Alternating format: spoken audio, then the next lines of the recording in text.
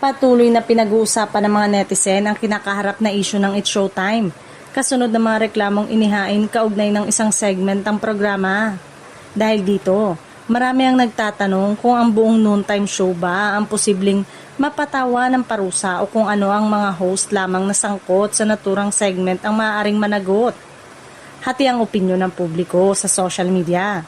May ilang naniniwalang kung may napatunayang paglabag, ang mga host na direktang sangkot lamang ang dapat managot.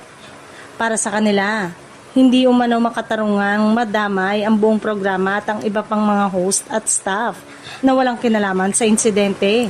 Samantala, may mga netizen naman ang nagsasabing kung mapapatunayang may paglabag na umiiral na broadcast rules, responsibilidad pa rin ng buong programa ang nangyari dahil ito ay naipalabas sa ere.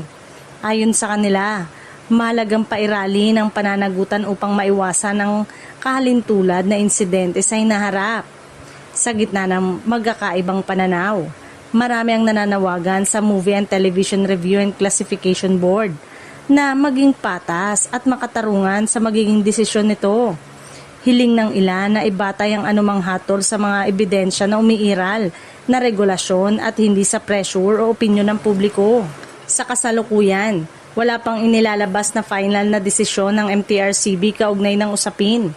Patuloy pa rin hinihintay ng mga manonood ang magiging resulta ng proseso at kung ano ang magiging aksyon ng ahensya matapos sa mga isinasagawang pagdinig.